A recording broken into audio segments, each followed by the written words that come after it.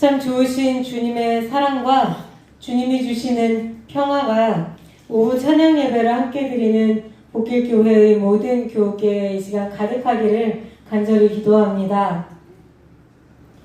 지난 시간에는 하나님이 출애굽을 앞두고 이스라엘 자손에게 첫 번째 유월절을 지킬 것을 명하시는 장면을 우리가 함께 살펴보았습니다. 이스라엘 자손이 하나님의 명령에 의지해서 명령받은 대로 첫 번째 유월절을 지켰던 그 밤 동안에 애굽에는 10번째 재앙이 임하였습니다. 출애굽기 12장 29절에서 30절은 이 재앙의 장면을 이렇게 기록하고 있습니다. 밤중에 여호와께서 애굽 땅에서 모든 처음 난 것, 곧 왕 위에 앉은 바로의 장자로부터 옥에 갇힌 사람의 장자까지와 가축의 처음 난 것을 다 치심해 그 밤에 바로와 그 모든 신하와 모든 애굽 사람이 일어나고 애굽에 큰 부르짖음이 있었으니 이는 그 나라에 죽임을 당하지 아니한 집이 하나도 없었음이었더라. 너무너무 무섭고 비참하고 또 슬픈 일이 일어난 것입니다. 이런 일이 일어나자 바로는 결국 모세와 아론을 불러서 속히 온 이스라엘 자손을 이끌고 애굽을 떠나라고 합니다. 애굽 사람들 역시 이스라엘 자손들어 제발 빨리 떠나달라, 우리 땅에서 제발 나가달라 이렇게 간청하게 이릅니다. 결국 이스라엘 자손은 아직 채 발효되지 않은 빵 반죽을 어깨에 둘러매고 떠나게 됩니다. 또 하나님께서 여러 번 말씀하셨던 대로 이스라엘의 여인들은 애굽의 여인들에게 은, 금, 폐물과 심지어 의복까지 요구하여서 들고 입고 들쳐매고 떠납니다. 이때 애굽 사람들에게서 물품을 취하였다고 하는 말이 히브리어 원문에서는 약탈하다, 이런 뜻이 더 강하다는 말씀을 제가 드린 적이 있었습니다. 마치 전쟁에서 승리한 나라가 패한 나라에서 전리품을 취하듯 이스라엘 자손은 애굽 땅에서 귀하디 귀한 것들을 골라서 챙겨가지고 나가게 됩니다. 싸움은 하나님이 하셨는데 전리품은 이스라엘 자손이 취하고 있는 진귀한 장면입니다. 그렇다면 애굽을 떠나는 사람들은 어떻게 구성되어 있었을까요? 당연히 이스라엘 자손의 12지파가 포함이 되어 있었고, 우리가 읽은 본문은 이 사람들의 구성을 이렇게 설명을 합니다. 유아 외에, 그러니까 어린아이들 외에 보행하는 장정, 이 보행하는 장정이라고 하면 이제 청년기에 이르렀고, 그리고 전쟁을 할 때 군사로 나가서 싸울 수 있는 이런 사람을 가리킵니다. 보행하는 장정만 60만 가량이고 거기에 수많은 잡족과 많은 가축이 있었다, 이렇게 기록하고 있습니다. 장정의 수만 60만이 넘었으니까 상당한 대이동입니다. 그런데 우리가 여기서 눈여겨보아야 할 것은 이 대탈출에 이스라엘 자손뿐만 아니라 수많은 잡족, 여러 민족이 함께 하였다는 사실입니다. 이 수많은 잡족이 누구냐? 정확히 자세하게 기록되어 있지는 않지만 우리가 전체적으로 맥락을 생각을 해보면 타국에서 포로로 끌려와서 역시 이스라엘 자손처럼 노예살이를 하던 사람들, 또 애굽 땅에 살고 있었으나 큰 권력이나 많은 재산을 가지고 살지는 못했던 애굽의 하층민들, 그 다음에 하나님의 역사를 보고 이스라엘 자손과 함께 하기로 마음을 바꾼 여러 소수민족들, 이렇게 굉장히 다양한 종족이 섞여 있었을 것으로 보입니다. 그런데 이렇게 수많은 잡족, 이스라엘 자손과 동행하기로 결정한 수많은 잡족은 공통점이 뭐였냐면 그저 그들이 애굽에서 학대당하고 또 신들의 보호를 받지 못하는 존재로 살았던 사람들이라는 점입니다. 애굽에 그 수많은 신이, 엄청난 수의 신이 있었으나 이 신들은 지금 우리 성경이 잡족이라고 기록되어 있는 사람들을 전혀 보살펴주지 않았어요. 신들은 그들의 편이 아니었습니다. 이런 사람들, 이렇게 무시당하고 괴롭힘 당하던 이 사람들이 여호와 하나님이 하시는 큰 일을 함께 지켜보았다. 이스라엘 자손들과 이 사람들의 공통점은 이거 하나뿐입니다. 하나님은 그래서 몇 가지 절차를 두어서 이 절차를 철저히 지키게 하시면서 이 사람들 역시 유월절 예식에 참여할 수 있도록 길을 열어주셨습니다. 출애굽기 맥락에서 볼 때 유월절 만찬을 함께 할 수 있다. 유월절의 음식을 그 규례에 따라 먹을 수 있다고 하는 것은 하나님의 백성으로 받아들여지고 있다는 뜻과 다르지 않습니다. 이렇게 해서 하나님께서는 처음에 선택하셨던 민족들 외에 하나님을 사모하는 사람, 이스라엘 자손과 함께하기로 동행하기로 결정한 사람들에게까지도 은혜의 문을 활짝 열어두셨다. 우리가 오늘 이 점을 좀 눈여겨보아야 합니다. 출애굽기 12장에 따르면 이스라엘 자손은 430년 동안 애굽에 살았습니다. 굉장히 긴 세월이지요. 야곱과 그 아들들이 처음 애굽 땅에 들어갔을 때, 즉 요셉이 애굽의 총리로 있었을 때는 이 430년 세월 중에 이 이스라엘 자손은 노예로 살지 않았습니다. 고센 땅에 따로 떨어져 살기는 했으나 충분한 자유와 보호를 누리며 살았습니다. 그리고 그 이후에도 애굽에 계속해서 등극하는 왕들이 요셉을 알았을 동안에는 이 이스라엘 자손이 그렇게 크게 고생하지는 않았을 것으로 보입니다. 진짜 순환은 요셉을 알지 못하는 왕들이 등극하면서 시작이 된 것입니다. 그런데 놀랍게도 성경은 이것을 딱히 구별하지 않습니다. 이스라엘 자손이 애굽 땅에 살았던 어디부터 어느 세월까지는 노예로 살지 않았었는데 그 이후부터는 노예로 살았다, 이렇게 구별을 하지 않아요. 왜 그럴까요? 이스라엘 자손은 애굽 땅에서 그저 나그네였을 뿐입니다. 기근을 피해서 들어가기는 했으나 그 땅은 처음부터 그저 잠시 머물다 가는 곳이었습니다. 이 이스라엘 자손에게 약속된 땅은 따로 있었습니다. 그들은 약속된 땅에서 하나님을 예배하며 살아가도록 부름받은 백성이었습니다. 하나님께 예배하지 않는 삶, 하나님을 기억하지 않는 삶, 하나님과 동행하지 않는 삶은 어디에 있든지 간에 이스라엘 자손에게 그렇게 중요한 삶이 아니었던 것입니다.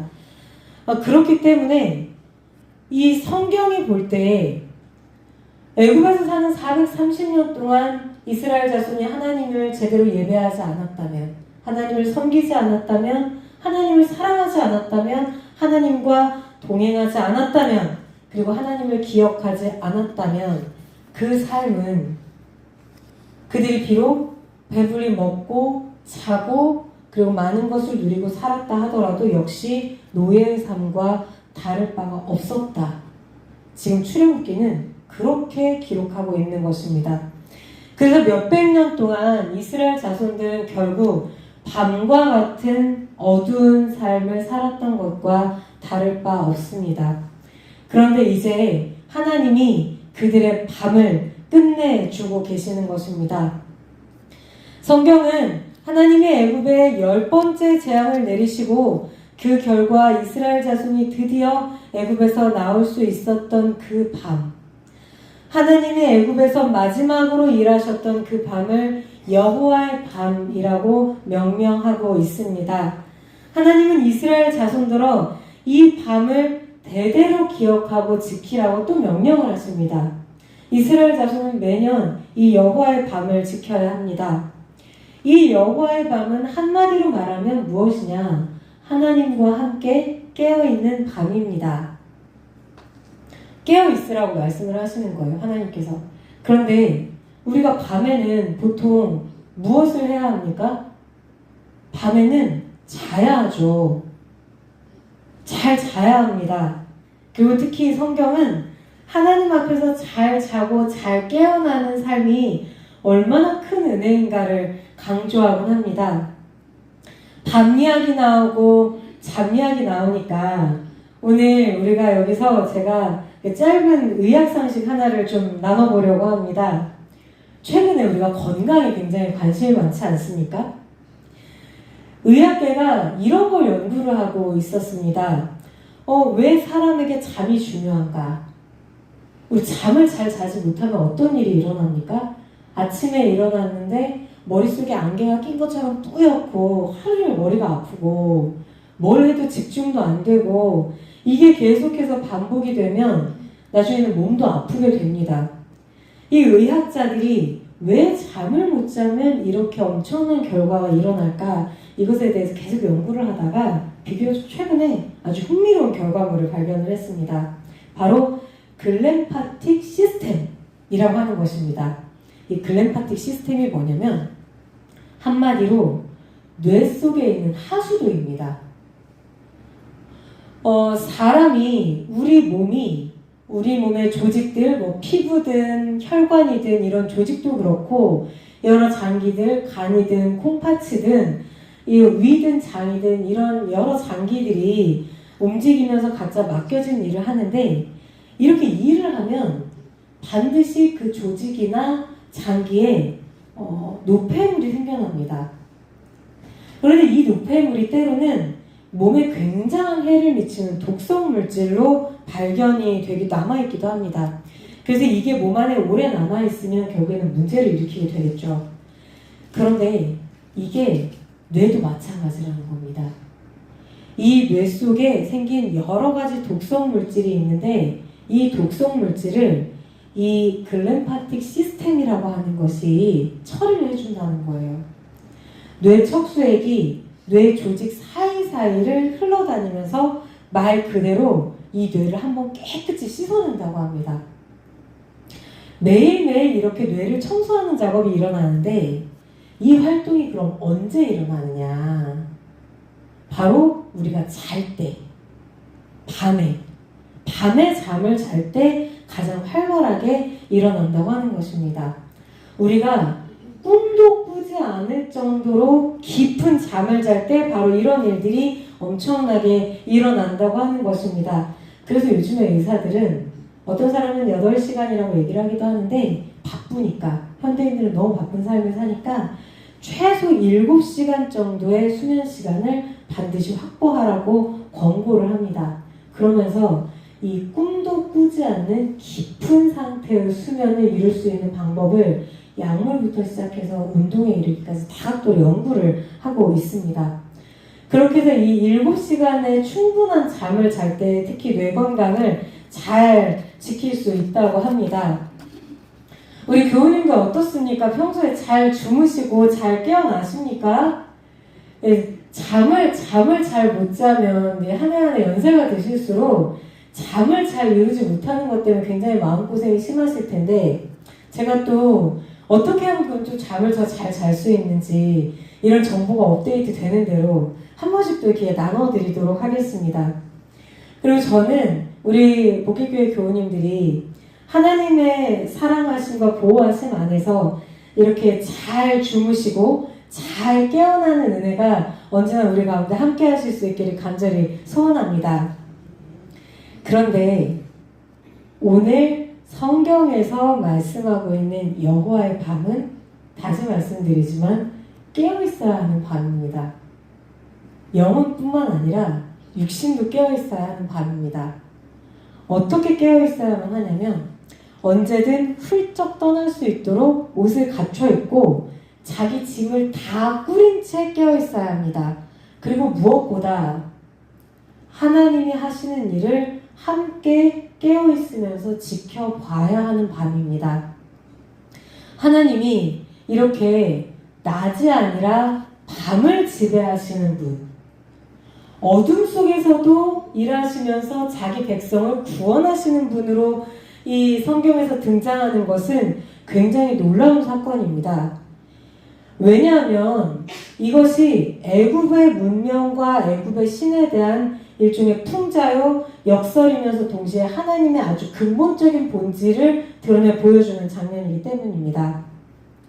제가 여러 번 말씀을 드렸지만 애굽의 왕 바로는 태양신의 아들입니다.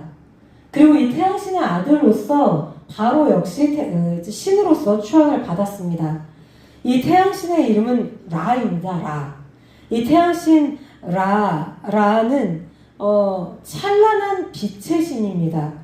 그래서 애굽의 문명은 전부 다 이 찬란한 빛의 신 태양신 라의 영광을 기릴 수 있도록 설계된 문명입니다. 어느 정도냐면 애굽에 있는 어떤 유명한 신전에 가면 어떻게 설계가 되어 있냐면 굉장히 거대한 신상이 서 있는데 아침에 떠오르는 첫 태양의 각도를 굉장히 놀랍도록 정교하게 계산을 해서 이 떠오르는 햇살이 신상의 얼굴, 정확히는 이마 한가운데를 정면으로 비추도록, 그러니까 신상이, 거대한 신상이 딱 서 있는데 아침 해가 싹 떠오르면서 그 태양의 가장 따뜻하고 강렬한 첫 햇빛이 이 신상의 이마 한가운데를 비추도록 이렇게까지 설계가 되어 있는 신전도 있을 정도입니다. 그래서 이 애굽의 신화 체계에서 태양신은, 이 놀라운 태양신, 가장 강력한 신은 언제 주로 활동을 하느냐, 이게 애굽의 신이 그렇다 하는 게 아닙니다. 애굽의 신화 속에서 그렇고 애굽인들이 옛날에 그렇게 믿었다는 얘기입니다. 이 태양신은 주로 낮에 활동합니다. 낮 동안 활발하게 활동하면서 세상을 지배한다고 여겨졌던 태양신은 밤이 되면 지하로 내려갑니다. 태양신인데 밤을 어떻게 하지 못해요. 그래서 지하로 내려가서 혼돈의 신인 아펙이라고 하는 거대한 뱀에게 잡혀 먹혀버립니다. 그리고 그 뱀의 뱃속에서 이 태양신 라가 밤새도록 엄청난 사투를 벌이는 것입니다. 그런데 이 놀랍게도 태양신은 혼자서 이 혼돈의 신을 상대할 수가 없습니다. 그래서 다른 신들이 도우러 옵니다. 이때 이 밤에 태양신을 도우러 오는 대표적인 신이 소백입니다. 혹시 우리 교우님들 기억하십니까? 제가 지지난 시간에 한번 그림을 보여드리면서 애굽의 악어가 신으로 여겨졌다, 나일강의 악어가 신으로 여겨졌었다는 얘기를 들려드린 적이 있는데, 그렇게 악어의 형상을 하고 나타나는 신이 바로 소백입니다. 이 소백이 달려와서 이 태양신 라를 도와주는 것입니다. 그렇게 해서 이렇게 밤새 혈투해서 결국은 태양신이 또 이기는데, 이기고 나면 다시 다음날 아침 새벽에 태양신이 낮을 지배하러 다시 떠오르는 것입니다. 이게 애굽인들이 믿었던 신의 체계입니다. 그런데 이스라엘 자손을 출애굽하시는 여호와 하나님은 어떠십니까? 지금 어떻게 하고 있냐면 낮에도 애굽의 재앙을 내리셨고 밤에도 애굽의 재앙을 내리셨습니다. 애굽의 신들은 하나님의 권능 앞에서 속수무책이었습니다. 그리고 애굽에 내린 마지막 재앙은 밤에 일어났고 태양신 라는 이번에도 아무것도 하지 못하였습니다. 라뿐만 아니라 애굽의 그 어떤 신도 아무것도 하지 못하였습니다. 애굽인들은 이쯤에서 굉장히 궁금했을 겁니다. 왜 여호와 하나님은 이 보잘것없는 노예들을 위해 이렇게까지 하시는가? 이 찬란한 애굽의 문명을 왜 이 여호와 하나님은 사랑하지 않고 즐거워하지 않으시는가? 그리고 바로는 이것을 영원히 알 수가 없었을 것입니다. 하나님은 그들이 보잘것없다고 여겨지는 존재들이었기 때문에 사랑하셨다는 사실을 말입니다.